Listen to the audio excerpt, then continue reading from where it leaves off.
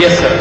Mr. Deedat, you've been telling us, sorry, yes, Mr. Deedat, you've been telling in your speech today about the contradictions of the Bible. That's very good.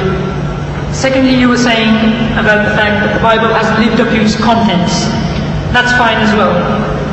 That's one side of the story, but can you scientifically show some facts from the Quran to show that the Quran is a revelation from God, revelation from God, please?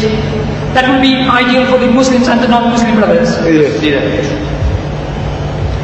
You see, there are so many things in the Quran which lends itself to scientific discoveries and proving of creation.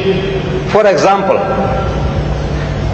you see, if you meet one of these young men or learned people, those who say that there is no God, it's one of the answers to the previous question. Now it depends on the type of person that you are meeting. You can use the type of facts that you have at your disposal.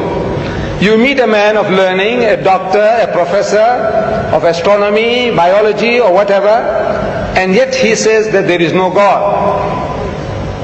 And when you ask him, according to his learning, the origin of this universe, how did this universe come into being?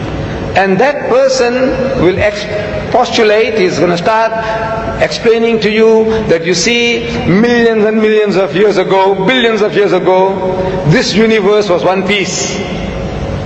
And there was a big bang.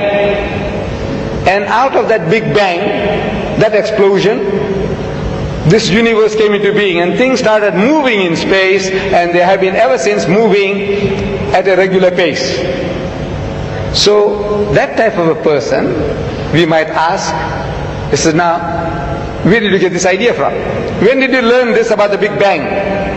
He said, no, yesterday. Because 50 years is yesterday in the history of man. 50 years is only like yesterday.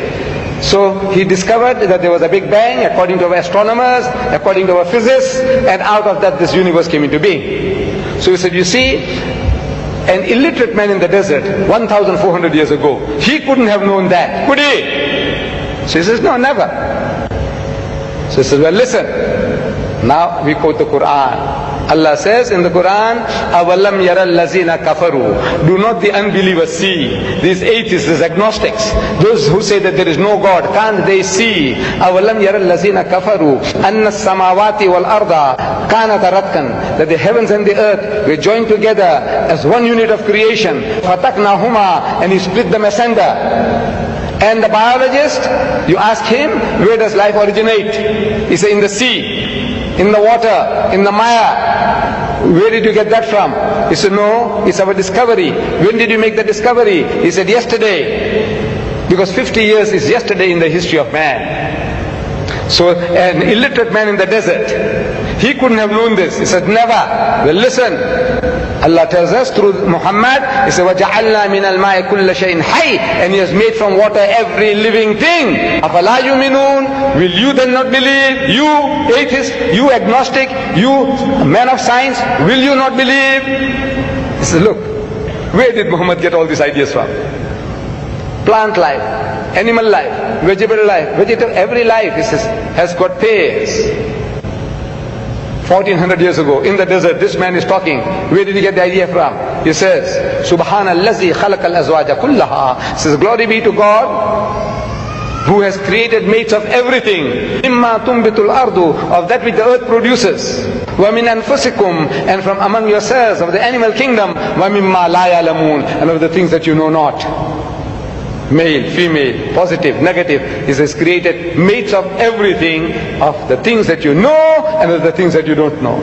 So these are for people with eyes, with sense. They can see that this is not the work of Muhammad. An illiterate man in the desert could never have been able to utter these things. It is from the source of creation who has been giving it to him, that this is the book of God.